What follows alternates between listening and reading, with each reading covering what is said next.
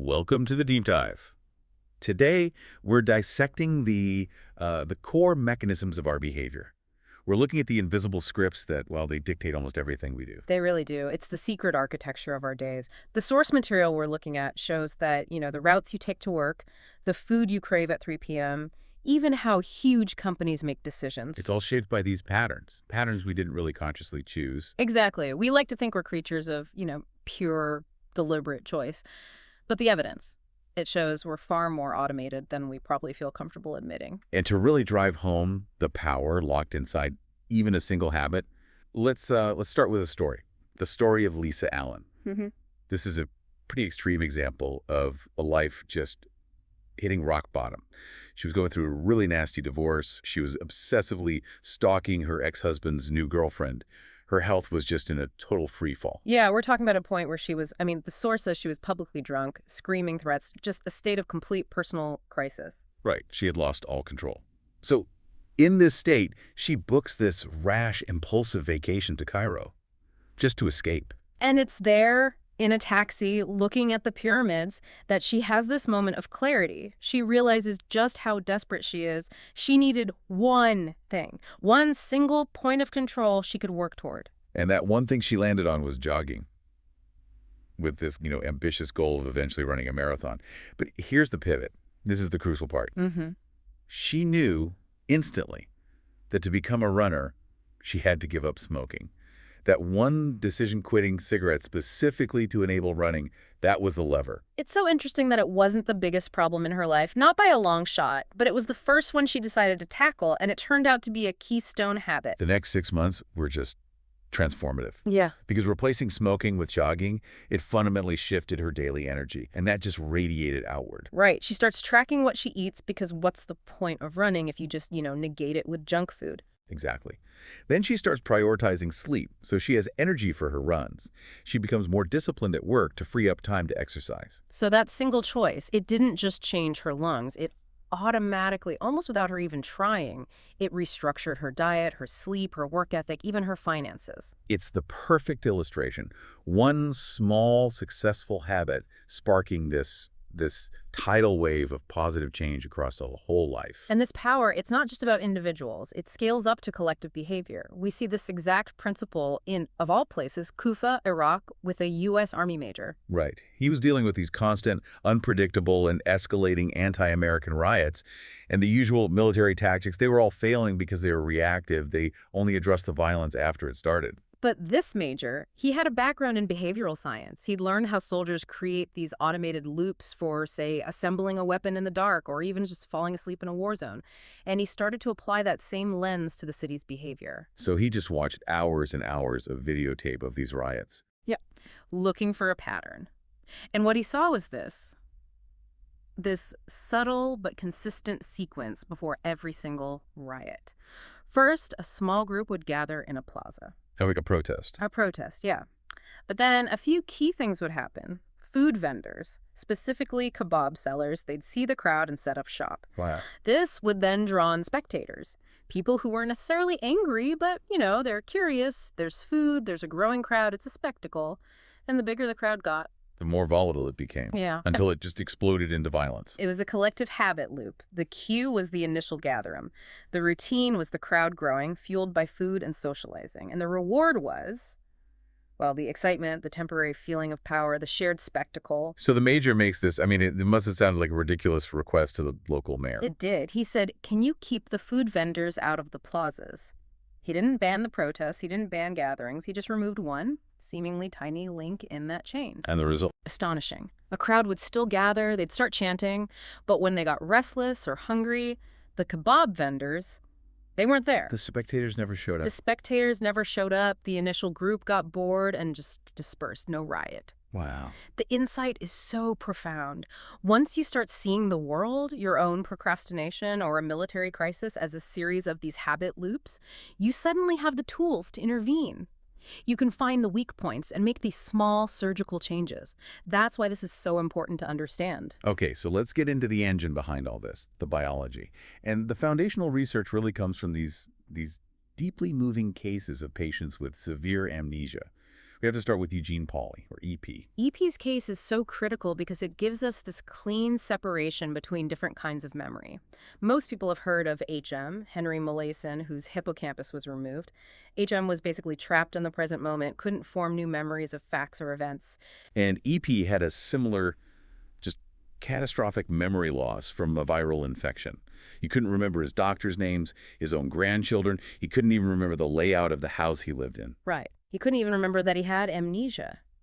His wife, Beverly, would tell the story about him cooking and eating bacon and eggs, and then 40 minutes later, having completely forgotten, he'd get up and start cooking them all over again. And yet, EP could do things that just baffled the researchers. He couldn't draw a map of his own block. He couldn't point to his house in a photo. But he would go for these long walks every morning. And always find his way home, flawlessly, through a complex route. Which presents this huge neurological paradox, right? Yeah. How can you have zero conscious memory of learning a route, but still execute it perfectly every single day? How could he not remember where the nuts were kept, but automatically reach for the jar when he got hungry? The answer is in a different, more ancient part of the brain, the basal ganglia. So while his hippocampus, the part that handles conscious memory, was destroyed, the basal ganglia was mostly intact. And that's the brain's autopilot. That's the autopilot. It doesn't store facts. It stores procedures. It stores habits. So what is it actually doing? Is it just a storage drive, or is it changing how the brain processes information? It's doing something really profound called chunking. So think about a complex action, like backing your car out of the driveway. At first, your conscious brain, the cortex, has to process every single step. Mirror check, brake, turn the wheel. Yeah. It's a lot. It's exhausting. The basal ganglia learns to take that whole sequence of decisions and actions and convert it into a single automatic script, a chunk of behavior. It just bundles it all together. It bundles it so the brain can stop participating in all that heavy decision-making.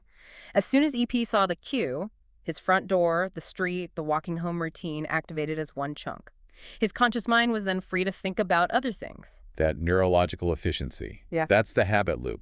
So let's really formally define the three parts we've been talking about. Okay, first, the cue. That's the trigger. It's the spark that tells your brain, okay, time for this automatic program. Cues generally fall into 5 categories: location, time, your emotional state, other people, or an action you just finished. Then the routine. That's the behavior itself. It could be physical, like biting your nails, or mental, like immediately starting to worry when you get a certain email. And finally, the reward. This is the payoff. It's the good feeling, the relief, the sensation that tells your brain, hey, this loop is worth remembering. And that reward is what eventually builds the craving, which is really the engine that drives the habit. And here's the really sobering part of all this neurology. Once a habit loop is created, it never really goes away. It never goes away. It's encoded into your neural pathways. The rat maze experiments in the source material show this so clearly. They trained rats to run a maze for food until it was completely automatic. Right. Then they'd change the rules. They'd poison the food or electrify the floor on that path. And if you just showed the rat the poisoned food in a bowl, it wouldn't eat it. Of course not. It's not stupid. But, and this is the key, when it saw the old cue, the click that started the maze, it would automatically run the old routine. It would run across the electrified floor. It would eat the poisoned food even while it was suffering, because the habit chunk, once it's activated, can override conscious thought. That is powerful. And it explains so much about why it's so hard to break a bad habit, especially when you're stressed. Exactly. Stress, exhaustion. These are the cue's best friends. When your conscious mind is tired, the basal ganglia says, don't worry, I got this, and it deploys the old energy-saving routine, the path of least resistance. It tells us that you can't really delete a bad habit. You have to override it. Which brings us to the golden rule. The golden rule of habit change. So, if we understand the mechanism, how do you create a habit from scratch on a massive scale? And for that, we have to look at the story of Pepsodent toothpaste. It's an amazing story. Before an ad man named Claude Hopkins got involved, only about 7% of Americans used toothpaste. Brushing your teeth just wasn't a daily thing. Hopkins knew he wasn't really selling a product. He was selling a routine. He needed a perfect universal cue and an irresistible reward. So he starts digging through dental textbooks, and he finds his cue in the natural mucin plaques that form on everyone's teeth. He just gave it a catchier name, the film. And the genius of the ads was that he told you how to find it. He'd say, just run your tongue across your teeth. You'll feel a film. That's what makes your teeth look off color. It's a brilliant cue because it's always there. You can't ignore it. It creates this mild, constant sense of imperfection that demands a solution. The advertised reward was beautiful teeth, but lots of other tooth powders had promised that and failed. So what was Hopkins' real secret? The secret was the sensation. He loaded Pepsodent with citric acid, mint oils, and other chemicals that created a cool, tingling, foaming feeling in your mouth. That tingle became the actual reward. People weren't craving beauty in that moment. They were craving the sensation that signaled clean. Without that immediate sensory payoff, the habit would never have stuck. It's the aha moment of modern marketing. When competitors tried to copy Pepsodent's success, they all failed until they copied the tingle. And in 10 years, Hopkins turned brushing into a daily ritual for more than half of America. So now let's look at the opposite problem. What if you have a brilliant product, but the habit loop is just broken? That's the story of Febreze. Which was, initially, a billion-dollar bust for Procter & Gamble. A total flop. They marketed it as an odor eliminator, so the intended loop was cue, bad smell, routine, spray Febreze. Reward, no more smell. Seems logical enough. But they hit a neurological wall. Their researchers went into the homes of their target customers. There's this famous story of a woman with 9 cats. The researchers were gagging, but the woman herself, she couldn't smell a thing. She was desensitized. Habituation. Exactly. The cue, the bad smell was invisible to the very people who needed the product. The loop couldn't even start. How do you sell an odor eliminator to someone who can't smell the odor? You pivot. You have to attach your product to an existing functioning routine. So the P&G team went back and just watched hours of video of people cleaning their homes. And they saw a pattern. A very clear pattern. After someone finished cleaning a room, making the bed, vacuuming, they would pause for a moment, look at their work, and feel this little rush of satisfaction. A feeling of completion. Yeah. That's the reward they could hijack. That's the reward. So they changed the product. They added a strong, clean, perfumed scent to it. Febreze was no longer just about neutralizing odors. It was about adding a pleasant smell as the finishing touch. The new habit loop became cue, finish cleaning a room, routine, spray Febreze, reward, a powerful fresh scent that signals perfection and completion. They started marketing the addition of a nice smell, not the absence of a bad one. And sales just exploded. Yeah. To over $1 billion a year. The success of Pepsodent and Febreze leads us right to this golden rule of habit change, which is the master key for all of this. Which is, to change an old habit, you keep the old cue, you deliver the old reward, but you have to insert a new routine. This is the foundation for everything from Alcoholics Anonymous to elite sports training. I mean, think about AA. It doesn't magically cure the biochemistry of alcoholism. What it does, brilliantly, is it helps people identify the habit loop around their drinking. They force you to figure out the real cue. Is it stress, loneliness, boredom? And the real reward you're seeking, is it relief, connection, numbness? And then the program systematically replaces the routine of drinking with a new one, a constructive one. Calling your sponsor, going to a meeting, talking through the anxiety. You're still getting the same reward, relief, and connection, but through a different, healthier behavior. We see this exact same principle in the NFL with Coach Tony Dungy and the Tampa Bay Buccaneers. Who were, for a very long time, the league's laughingstock. Right. And Dungy realized his players didn't lack talent. They lacked automaticity. When the pressure was highest, they would start thinking too much, which makes you slow, or they default to their old bad habits. So Dungy decided to take thinking out of the equation. He taught his players to stop looking at the whole field and instead focus on tiny, specific, on-field cues, like the angle of an opponent's foot or the rotation of his shoulder just before the play starts. And then he drilled them on it, relentlessly. Cue.foot is back. Automatic routine, step left. Cue.shoulder rotates. Automatic routine, push forward. No hesitation, no decision-making. By creating these simple, automated loops, he made sure that in the most stressful moments of a game, his players weren't deciding. They were reacting instantly with the right practiced move. The reward was the same, a successful play, but the routine was now light and fast and automatic. And that concept of automatic excellence brings us to something called keystone habits. These are the habits that, when you change them, they don't just affect one thing. They start a chain reaction that transforms everything else. They're the big levers, and the classic organizational example is the turnaround of Alcoa, the aluminum company, under CEO Paul O'Neill in 1987. So O'Neill comes in, he meets with Wall Street investors, and they're all expecting to hear about profits and inventories. Instead, he says his one and only priority is worker safety. Zero injuries. And the investors. They were furious. They thought he was some kind of hippie who was going to tank the company. One guy ran out and told all his clients to sell, sell, sell. They completely missed his strategy. Completely. O'Neill knew that safety wasn't the goal. It was the mechanism. Yeah. To get to zero injuries in a dangerous place like an aluminum smelter, you can't just put up posters that say, be safe. You have to fundamentally re-engineer the entire manufacturing process. But you have to figure out why injuries are happening. Precisely. If an injury happens because molten metal splashes, you have to fix the pouring equipment, the quality of the raw materials, the training, everything.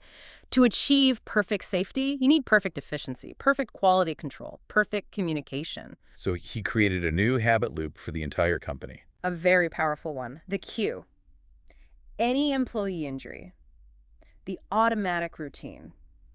Within 24 hours, the unit president had to submit a report directly to O'Neill, explaining why it happened and presenting a plan to ensure it never happened again. And the reward. The reward was your career. Only the managers who embraced this system got promoted. And the impact was just unbelievable. Because these new safety processes also reduced costs and improved quality, Alcoa's profits skyrocketed. Its market capitalization went through the roof, all while it became one of the safest companies in the world. That's a keystone habit. And we see the same thing with individuals. Take Michael Phelps, the Olympic swimmer. His coach, Bob Bowman, knew that at the Olympic level, everyone has a perfect physique. The edge had to be mental. It had to be his habits. It had to be his habits. Bowman designed this incredibly detailed, automatic pre-race routine. The same stretches, the same warm-up laps, the same hip-hop playlist, the same way he put on his suit every single time. And Phelps visualized this sequence over and over. Constantly. It was about creating a series of small wins. By the time the starting gun went off, he'd already successfully completed a dozen small, predictable actions.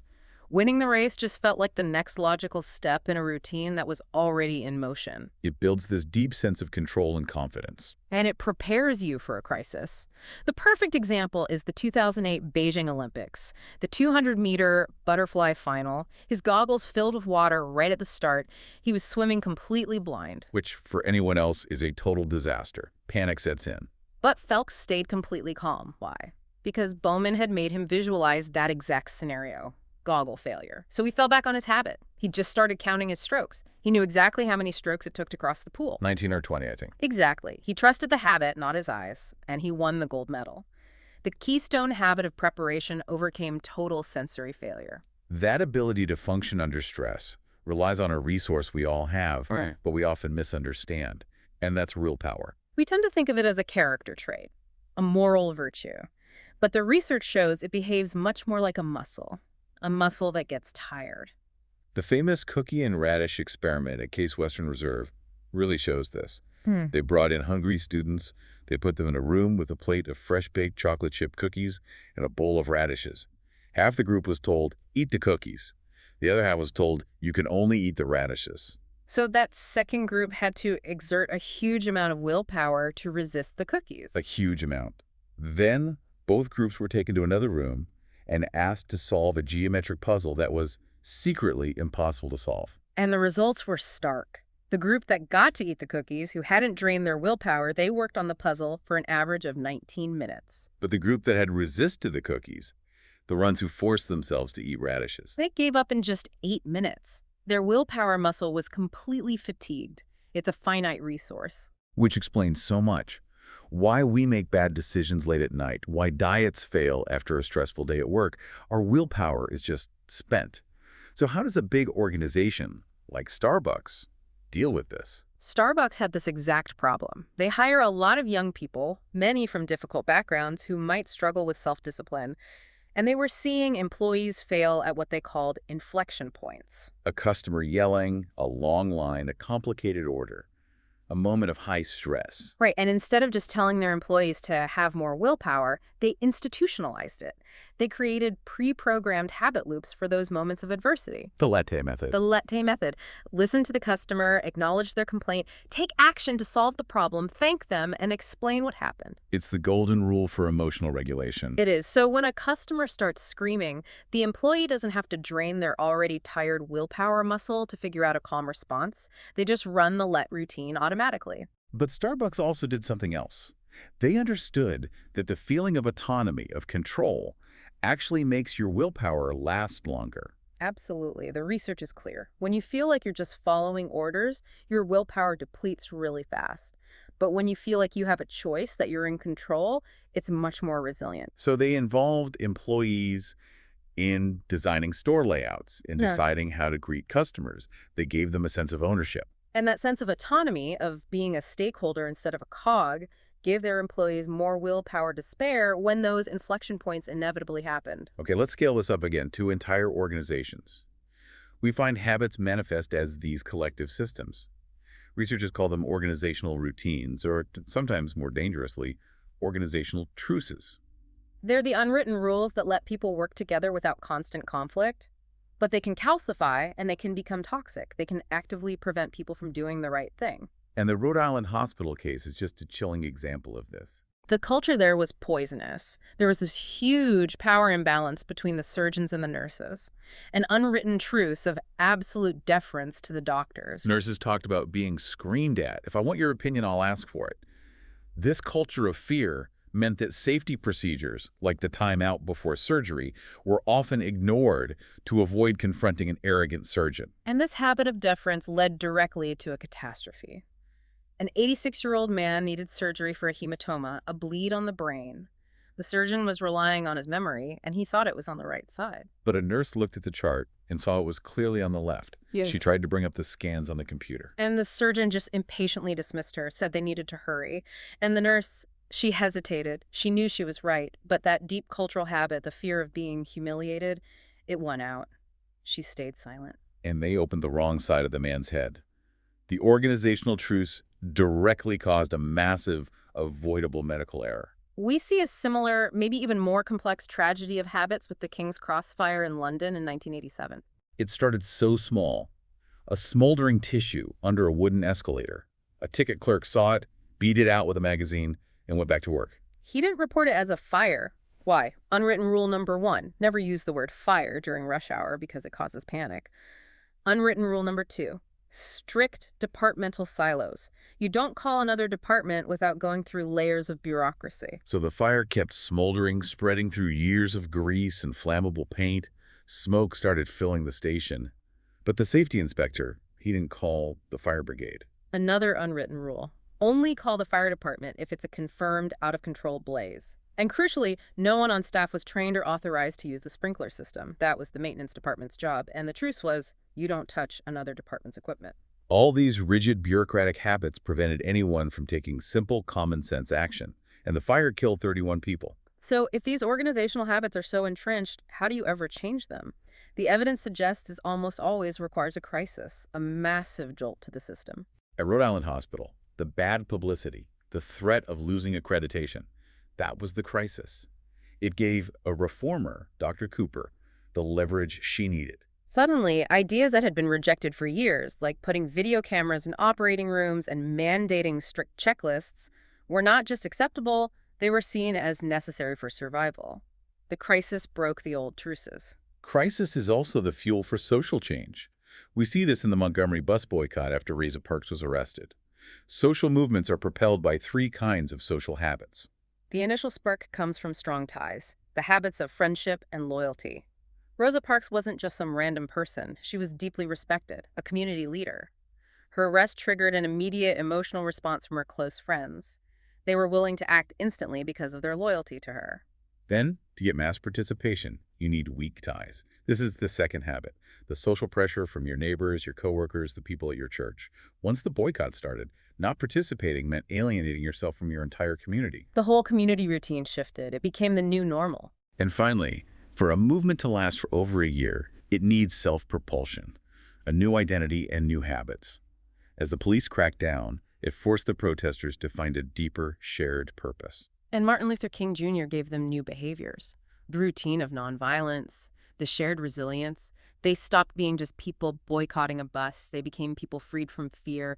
That new identity became a self-perpetuating habit that drove the movement forward. This all brings us to the biggest, most profound question of all. If so much of what we do is automatic, where does free will and where does responsibility begin? The legal system has tried to draw a line here. And we can see it by contrasting two very different cases. Brian Thomas, the sleepwalking killer, and Angie Bachman, the pathological gambler. Brian Thomas. He was on vacation, and in the middle of a night terror, he violently strangled his wife, believing he was fighting off an intruder in their camper van. It's what doctors call a switching error in the brain. The conscious thinking parts of his brain were asleep, but the primal motor control parts were active. He was acting on a deep, automatic self-defense habit. In court, he was found not guilty. The defense of automatism was accepted because he was unconscious. He couldn't have foreseen it, and he had no ability to consciously choose or stop his actions. Now contrast that with Angie Bachman. She was a housewife who got hooked on gambling and became a compulsive, destructive habit. And she lost everything, her family's entire inheritance. The casino, Haraz, actively fueled this habit with freebies, with credit, with Pavlovian marketing.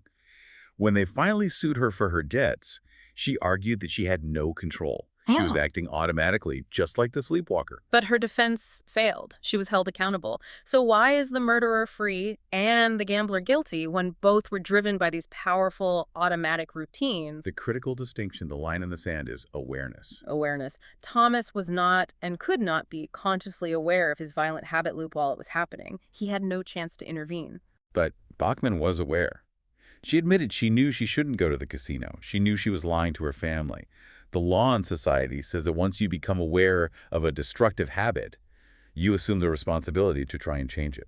Habits are powerful, but they are also malleable. The moment you recognize the loop's existence is the moment you reclaim your free will. It's the moment you gain the ethical duty to act. Which is the perfect way to close this out. We've explored the architecture of habits, the power of keystones, the fragility of willpower. Now let's give you the practical 4-step framework to apply this knowledge. We'll use a simple example from the source. That afternoon chocolate chip cookie habit, the one that feels impossible to break. Okay, step 1. Identify the routine. Be really specific. It's not just eating a cookie. It's getting up from your desk at 3:30, walking to the cafeteria, buying the cookie, and chatting with a colleague while you eat it. Get the whole sequence down. Step 2 is experiment with rewards. This is the most important part. You have to figure out what you're really craving. Is it the sugar? Is it a distraction? Is it the social contact? So for a few days, you have to try different things. On Monday, when the urge hits, go for a 10-minute walk outside instead. On Tuesday, go talk to that colleague, but don't buy anything. On Wednesday, buy an apple. And after each experiment, write down how you feel. Then set a timer for 15 minutes. When it goes off, ask yourself, do I still want the cookie? If the craving is gone after you talk to your friend, then you know the reward you were seeking was social interaction, not sugar. Step 3. Isolate the cue. When the craving hits, you have to immediately write down the answers to 5 questions. 1. Where are you? At my desk. 2. What time is it? 3:04 p.m. 2. What time is it? 3. What's your emotional state? Bored, tired. 2. What time is it? 3:04. Who else is around? No one. 2. What time is it? 3:05. What action just preceded this? Just finished a tough email. Do this for 3 or 4 days, and a crystal clear pattern will emerge. You'll realize the cue is feeling bored around 3:30 p.m. after a mental task. So now you have the whole equation. Cue 3.30, boredom, routine, cookie, reward, distraction, and social interaction. And that leads to step 4. Have a plan. You consciously apply the golden rule. You write down a new plan. At 3:30 p.m. every day, I will walk over to Sarah's desk and talk for 10 minutes. You're keeping the cue, you're delivering the true reward, but you're inserting a new, healthier routine. At first, it takes willpower.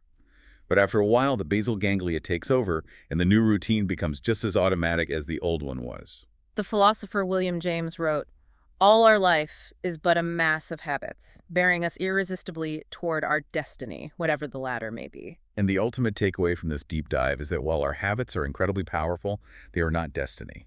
The choice, the power to change, begins the moment you become aware of the loop. And we hope this helps you start making that choice today.